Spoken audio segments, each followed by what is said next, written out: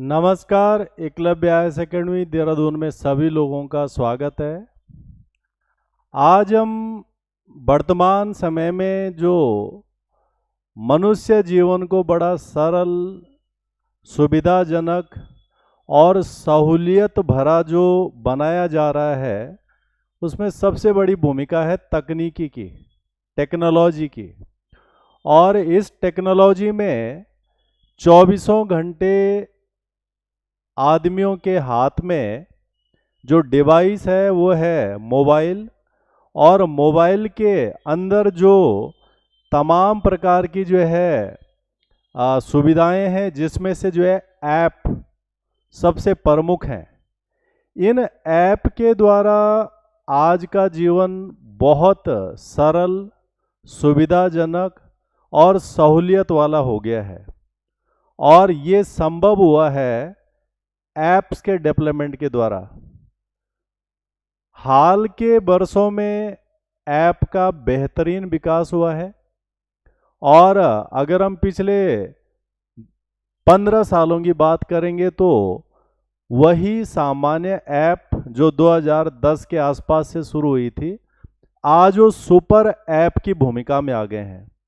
और इन ऐप के माध्यम से हम चाहे पेमेंट ट्रांसफ़र करना हो, चाहे ग्रॉसरी का सामान खरीदना हो, चाहे बिजली का बिल देना हो, या फिर जो है कॉमर्स एक्टिविटी से संबंधित, व्यापार से संबंधित गतिविधियां करनी हो, या फिर जो है खाना डिलीवरी करवाना हो, सिनेमा हॉल का टिकट बुक करना हो, या फिर जो है ऐसी तमाम चीज़ें, ये सभी कुछ आज एक फोन क्लिक के माध्यम से संभव है। और इसी को हम जो है सुपर ऐप के नाम से जो है जान रहे हैं आज की डेट में। तो ये जो सुपर ऐप का दौर आ गया है, भारत इसमें बहुत आगे चल रहा है। और इवन जो है अमेरिका और यूरोपियन देशों से भी ज़्यादा प्रगति पर जो है दक्षिण एशिया, लैटिन अमेरिका के देश हैं। तो ये जो एक सिंगल फोन से, इस स्मार्ट डिवाइस के माध्यम से हम गाड़ी का टिकट बुक कर सकते हैं, ग्रॉसरी का सामान खरीद सकते हैं, या हमें ट्रांसफ़र करना है वो कर सकते हैं, हमें जो है किताब पढ़नी है, अखबार पढ़ना है वो कर सकते हैं। ये सब कुछ जो है अकेले एक फ़ोन के अंदर संभव हो गया है। और यही जो है तकनीकी विकास है।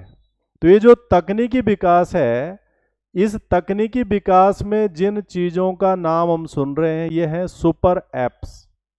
ये जो सुपर ऐप हैं, जीवन को सरल और सुविधाजनक बना दिया इन्होंने।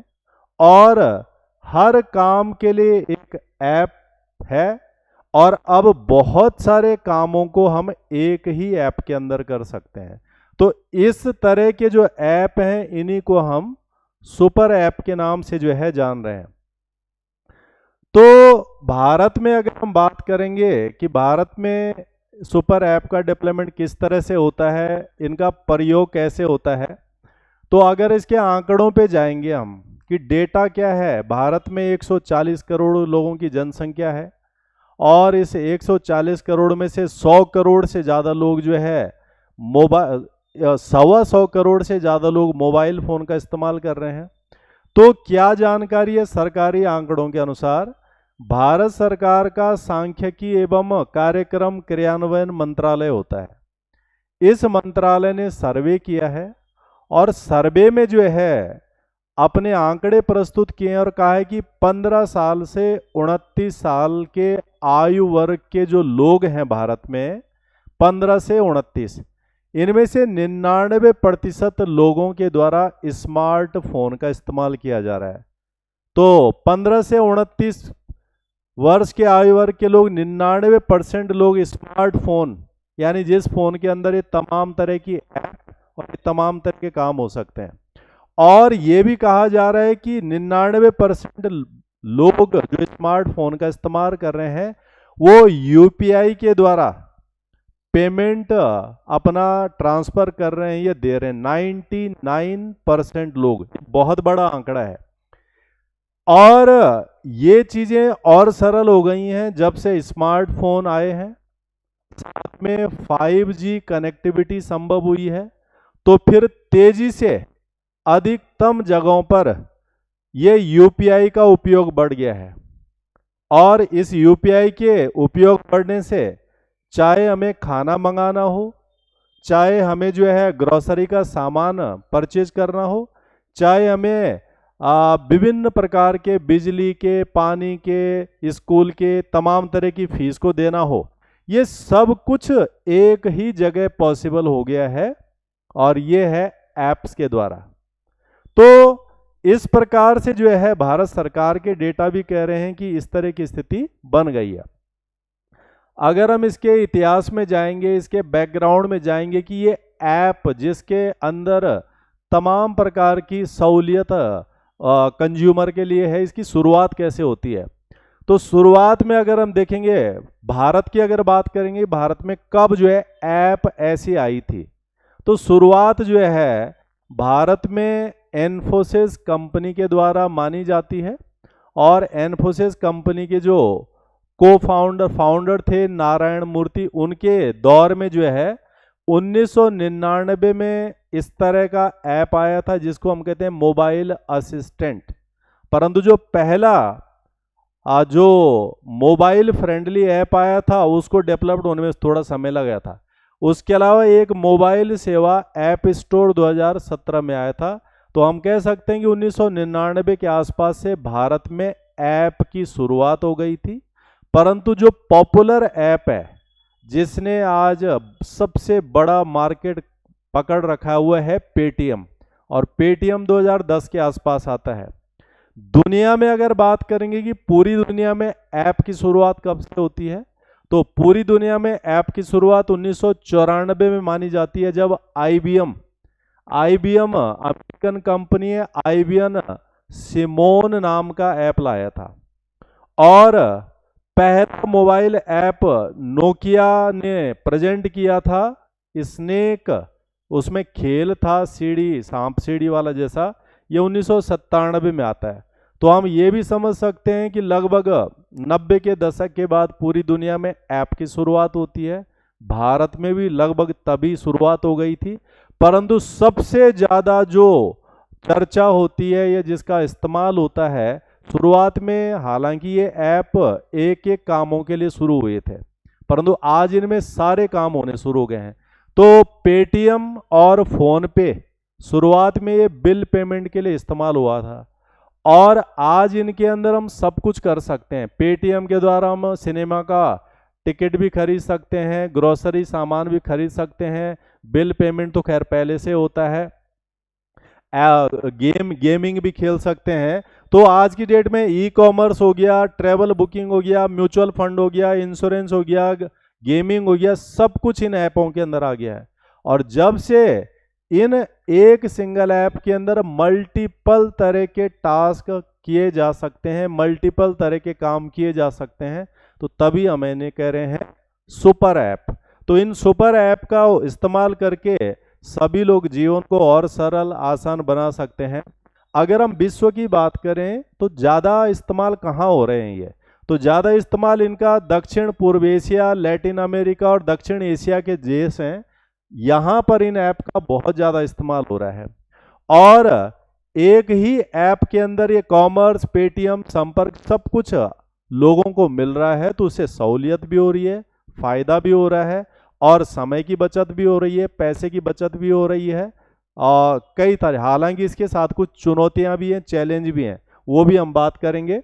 तो ये तमाम ऐप हैं जो आज की डेट में पूरी दुनिया में जो है बहुत ज़्यादा चल रहे हैं। टाटा का हो गया, पेटीएम हो गया, गूगल पे हो गया, पॉलिसी बाजार, टाटा न्यू, जी, वेदांता, ये जियो, जोमेटो, टोमेटो, ये फ्लिपकार्ट, सब ये वो ऐप हैं जिन्होंने इतना सारा कुछ कर दिया है।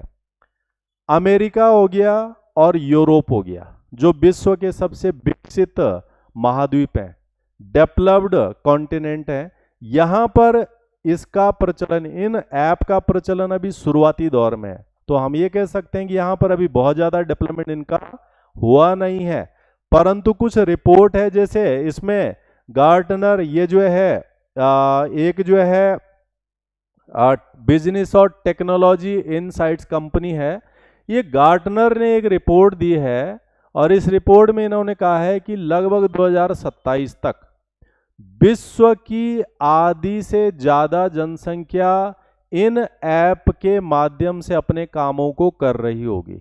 यानी लोग अब कहीं जाएंगे नहीं। जैसे भारत में जो है ब्लिंकिट्स ऐसा ऐप आ गया है जिसमें जो है आपको चिप्स का पैकेट भी मंगाना है और 1 रुपये का सामान भी मंगाना है, 10 रुपये का सामान भी मंगाना है, तो 10 मिनट के अंदर आपको डिलीवरी करके दे रहा है। जोमेटो से आप अपना सारा खाना मंगा लीजिए। तो ये जो ऐप हैं ये विश्व में रेवोल्यूशन ला सकते हैं और इसके कारण कई तरह के जो है लाभ भी जो है होते जा रहे हैं। अगर हम सुपर ऐप की बात करेंगे, सुपर ऐप जिसमें एक ही ऐप के अंदर, एक ही इंटरफेस के अंदर बहुत सारे काम किए जा सकते हैं, उनको हम सुपर ऐप करें। इसकी शुरुआत चाइना के ऐपों से सबसे ज़्यादा बढ़ती है और सफलता भी वहीं से। तो चाइना की ये 2 ऐप हैं, वी चैट और एलिपे।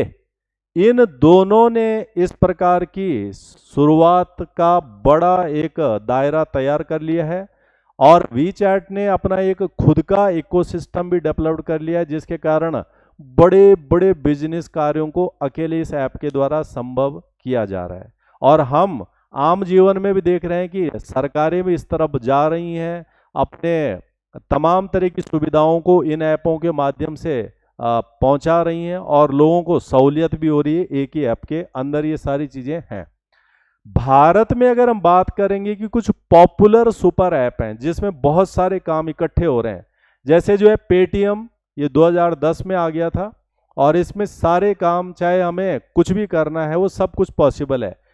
पेटीएम के अलावा टाटा न्यू, ये 2022 में आया था, इसमें भी इसी तरह की सुविधा है। जियो 2016 में, आजकल वो भी सारा कुछ जो है इस तरह की सुविधा दे रहा है। उसके अलावा अडानी वन 2022 में आया, इसमें भी लगभग इसी तरह के फीचर्स हैं।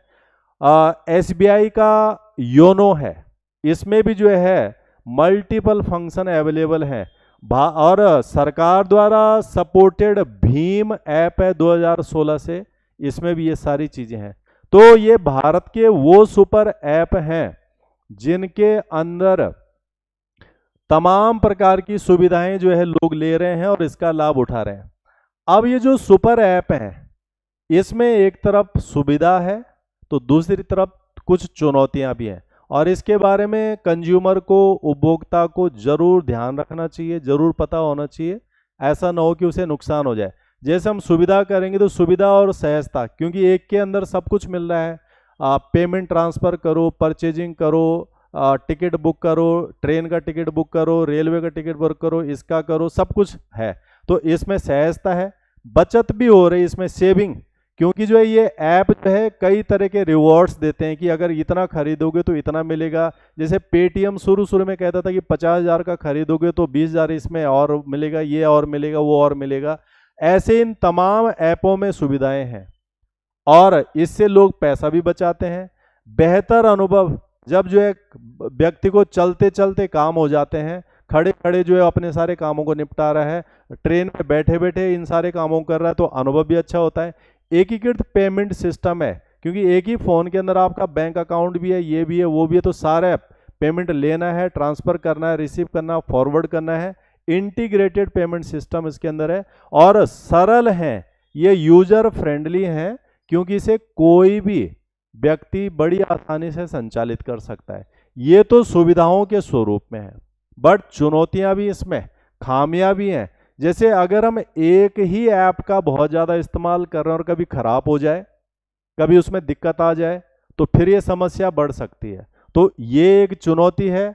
सीमित विकल्प, सीमित विकल्प का मतलब ये हुआ कि जो है जब हम एक के ही जो है यूजर बन जाते हैं तो हमारे पास बाकी विकल्प खत्म होने शुरू हो जाते हैं। तो ये भी इसमें एक चुनौती है। निजता की चिंता, यानी प्राइवेसी, जो डेटा होता है जब ऐप इंस्टॉल करते हैं तो परमिशन मांगता है कि हम आपके फ़ोन के अंदर तमाम प्रकार के डेटा तमाम प्रकार के फ़ोटो को जो है स्कैन करेंगे, ये करेंगे, तो उससे हमारे डेटा सारे ऐप के अंदर चले जाते हैं। और कभी जो है कोई मिसयूज भी कर सकता है। जैसे टिकटॉक एक चाइना का ऐप था, वो भारत सरकार ने बंद किया। चाइना के ऐसे कई सौ ऐप बंद किए भारत सरकार ने जिसमें डेटा प्राइवेसी के उल्लंघन की बातें हुई थी। उसके अलावा जटिलता भी, जब बहुत सारे ऐप चल रहे होते हैं तो बहुत सारे काम हम कर रहे हो सकते हो, तो कभी कभी दिक्कत भी हो सकती है उसके कारण। साइबर सुरक्षा, यानी जैसे जो है हैक हो जाते हैं, या कभी जो है इस प्रकार के जो है चीज़ें सिक्योरिटी से संबंधित प्रॉब्लम आ सकती है। तो ये चुनौतियां भी हैं इन ऐप को इस्तेमाल करने पर। इन ऐप का उपयोग बहुत बेहतर है और बहुत लाभदायक भी है, परंतु सतर्कता बहुत आवश्यक है। और जब ऐप को इंस्टॉल करते हैं तो परमिशन मांगते हैं, तो कई बार ऐसी परमिशन होती हैं जो नहीं दी जानी चाहिए, कुछ परमिशन देने वाली होती हैं। तो ये ध्यान दिया जाना चाहिए जब ऐप को स्टोर किया जा रहा हो, अन्यथा डेटा प्राइवेसी या बाकी समस्याएं आ सकती हैं। उसके अलावा जो है ये आंकड़े जो डेटा मांगते हैं उसकी बात होती है, सिक्योरिटी और समय समय पर उसे अपडेट करना, ताकि जो है हम साइबर अपराध के विषय में न फंसे। तो ये तमाम चीज़ें हैं जो इन सुपर ऐप को इस्तेमाल करते समय इस्तेमाल की जानी चाहिए। तो इन ऐप का लाभ भी बहुत है और चुनौतियां भी साथ में हैं, परंतु कुल मिला के इन्होंने जीवन को बहुत सरल और आसान बना दिया है। और जैसे रिकॉर्ड कह रहे हैं, रिपोर्टें कह रही हैं कि आने वाले दिनों में इनका बहुत ज़्यादा इस्तेमाल होने वाला है, बहुत ज़्यादा लोग इनका इस्तेमाल करने वाले हैं। तो तकनीकी से जुड़े पहलुओं पे हमें अपडेट रहना चाहिए और उसका लाभ उठाते रहना चाहिए। तो आज के लिए इतना ही। धन्यवाद, नमस्कार।